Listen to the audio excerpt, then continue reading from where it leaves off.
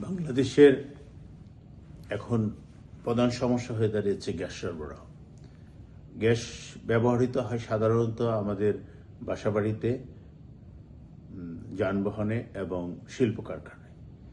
সুতরাং এই সমস্যার সমাধান করার জন্য সরকারকে পর্যাপ্ত গ্যাস সরবরাহ নিশ্চিত করতে হবে। এখন আমাদের টার্মিনাল আছে দুটো, একটি টার্মিনাল নষ্ট হয়েছে, সেটা ঠিক করবে 10 তারিখের মধ্যে। আমি আশা করব সরকার উদ্যোগ নিয়ে এই টার্মিনালটি আরও তড়িৎ গতিতে আরও আগে মেরামত সম্পন্ন করবেন। এবং সরকার যে এলএনজি করার জন্য যে পারমিশন দিয়েছেন যতগুলো প্রতিষ্ঠানকে, তাদের ক্যাপাসিটি দ্বিগুণ বাড়াতে হবে এবং প্রয়োজনে সরকার আরও নতুন নতুন প্রতিষ্ঠানকে পারমিশন দিয়ে এলএনজিতে স্বয়ংসম্পূর্ণ করতে হবে। তার সাথে সাথে আমাদের যে আমদানি হচ্ছে, এখন যে দুটো টার্মিনাল আছে, আরও একটি টার্মিনাল এর ব্যবস্থা করতে হবে।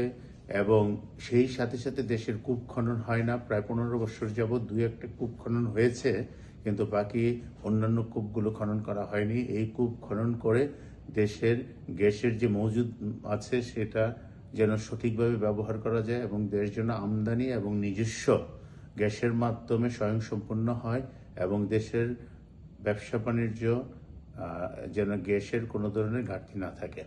তা আমি আশা করব যে বর্তমানে ব্যবসায়ী ভাইরা যে সমস্যার সম্মুখীন হয়েছে, তাদের ইন্ডাস্ট্রিতে অর্ধেক গ্যাস সরবরাহ কমে গেছে। সুতরাং তাদেরকে একটু যে কোনোভাবে হোক, বিদ্যুতের মাধ্যমে হোক, তেলের ব্যবহারের মাধ্যমে হোক, এলএনজির ব্যবহারের মাধ্যমে হোক, এই সমস্যা কাটিয়ে তুলে দেশের অর্থনীতিকে সমৃদ্ধশালী করার জন্য ওনারা সবাই সচেষ্ট হবেন এবং সরকারও যথাযথ উদ্যোগ নিয়ে খুব দ্রুতভাবে এগিয়ে আসবেন যেন এই সমস্যার সমাধান করা সম্ভব।